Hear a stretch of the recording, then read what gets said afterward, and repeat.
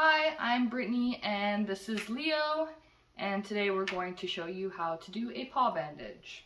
So before we get started, you'll need to make sure that you have a couple things with you. You need gauze squares. You can either use small or large depending on the size of the paw. So for Leo, a small gauze squares shall be sufficient. You need vet wrap, tape, a gauze roll, and you need scissors just to help you cut the appropriate size. So first of all, before we get started, you will need a total of 3 pieces of tape for this. So you can actually pre-cut those beforehand just to make yourself or your life a little bit easier. 2 of them will be the same size and one's a little bit smaller. So first, for the long pieces, what you're going to do to measure and pre-cut them is you want to make sure, if we're doing a bandage halfway up the leg, it'll need to be long enough to cover the top of the bandage, go around the paw, and then equal on the other side. So for that guy, you can cut the first one and then just line up your tape next to it and cut the exact same size. For the smaller one, this one will just need to be long enough to go over the top of the bandage and to just secure it in place. So as long as the tape is long enough, to cover the entire circumference of the leg. So now that you have those taped pre-cut, we can go ahead and get started on the bandage itself. So again, if you have a bigger paw, you'd probably want to use a bigger gauze square. For Leo, a small one is fine. You can either keep it as is and fold it, or I prefer to open it and then put the half on the bottom of the paw and the other half on the top of the paw. This just adds a little bit of cushion so it's more comfortable for them when they walk. So after your gauze square, you're going to take your gauze roll.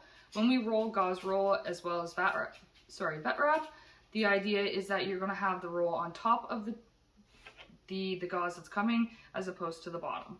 So I'm going to have it on top. I'm going to hold his paw again, using lots of positive reinforcement, letting them know they're good for sitting still. So I start on the top. We're going to start with what we call uppy downies. So uppy downies, starting on the top of the paw, go to the bottom. Once I've covered the pad on the bottom, I'm going to switch directions and go back up. Now that I'm on top, I'm going to switch directions again.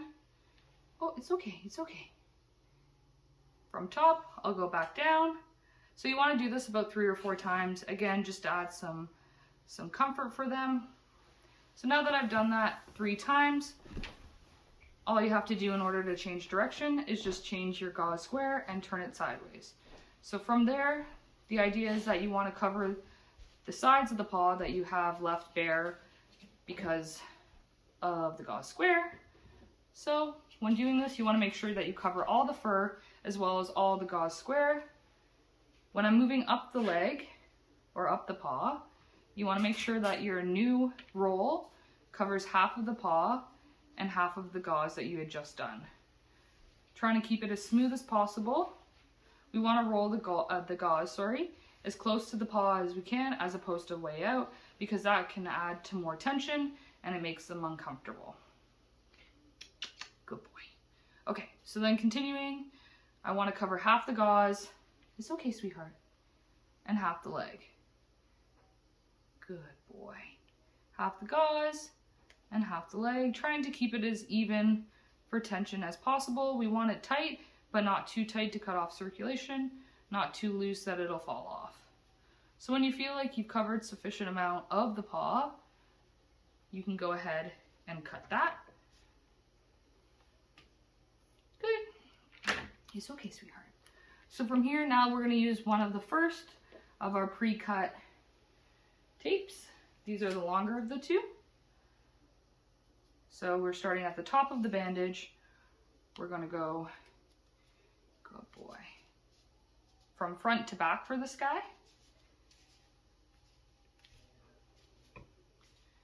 Just trying to squeeze it in as much so it's nice and secure.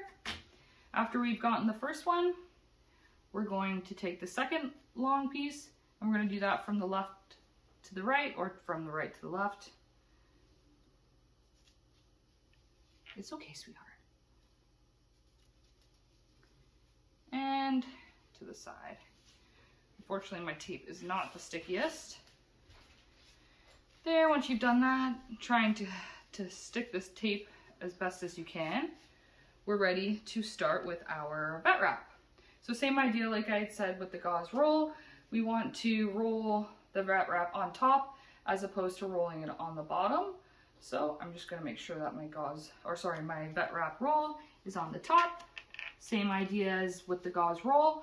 We start with our uppy downies. Oh, it's okay. The only difference with this guy is that you don't need as many uppy downies as you did with the gauze roll because that layer of cushion is already there. So for these guys, I'm just gonna do 2. Turn my my vet wrap sideways. We're making sure to cover any holes that my tape and or gauze might have left. Same idea again, covering half of my gauze half of my vet wrap that I just placed. The other half will be on the gauze that needs covering. Making my way up the leg. Again, as even, as tight, without being too tight as you can make it. Once I've covered all my tape and my gauze roll,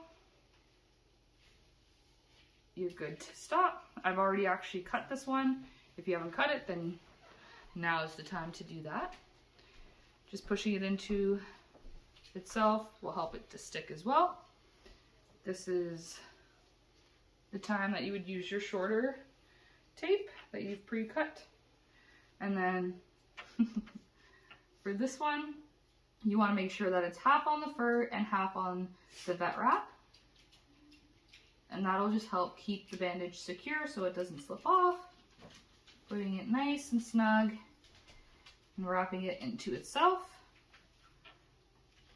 You want to make sure it's not loose, that it won't come off, and it's not too tight, that you see them not putting their foot down or limping.